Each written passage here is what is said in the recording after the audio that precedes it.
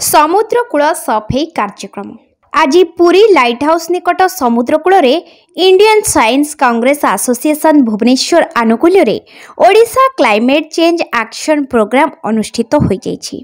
प्रातः समय अनुष्ठित यह कार्यक्रम अमेरिकार दुई वैज्ञानिक रसायन विज्ञानी प्रोफेसर नील फिलिप और श्रीमती परमिता श्रेन प्रमुख उपस्थित थिले। प्रोफेसर फिलिप परिवेश रे प्लास्टिक व्यवहार नकारात्मक प्रभाव संपर्क में निजर अभिभाषण रखिथिले। स्वागत संगीत ओडिसी नृत्य पर सरस्वती शिशु विद्या मंदिर घोड़ा बजार पुरीर प्रधान आचार्य श्रीजुक्त अरविंद दास अतिथि मानक परिचय रखिथिले।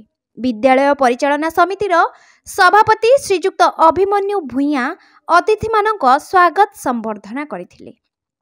शिशु विद्या मंदिर +2 विज्ञान ज्ञान मंदिर शिशु मानक और सोवा विश्वविद्यालय प्राय 300 विद्यार्थी मानक सह अनेक समाजसेवी समुद्रकूल सफेई करथिले।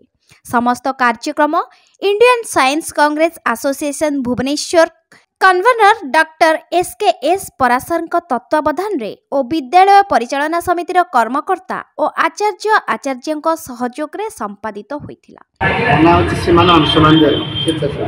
आज रविवार दिन हमारा जो लाइट हाउस अच्छी लाइट हाउस सामना जो बेलाभूमि निकट में पुरी सरस्वती शिशु विद्या मंदिर घोड़ा बजार एवं सरस्वती शिशु मंदिर जो खोल विज्ञान उच्च माध्यमिक विद्यालय ता सहित श्री श्री यूनिवर्सिटी मिलित आनुकूल्य एक क्लाइमेट चेंज जो होची पाग परिवर्तन यही संपर्क में अमेरिकार 2 जन वैज्ञानिक पुरी को आसी छात्र छात्री मानक पाग परिवर्तन किपरि होची कौन होची सब विषय जनाई छात्र छात्री यह जानिकी आनंदित और उपभोग करते सहित सबू मिलित आनुकूल्य सामूहिक एक बेलाभूमि सफेई कार्यक्रम करा जाइथिला।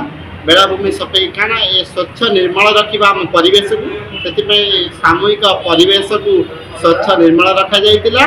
परवर्ती समय रे आमर प्रसाद सेवन करा जाई याको समाप्त करा जाइथिला। पुरीरू जगबंधु जेना का रिपोर्ट फोकस प्लस।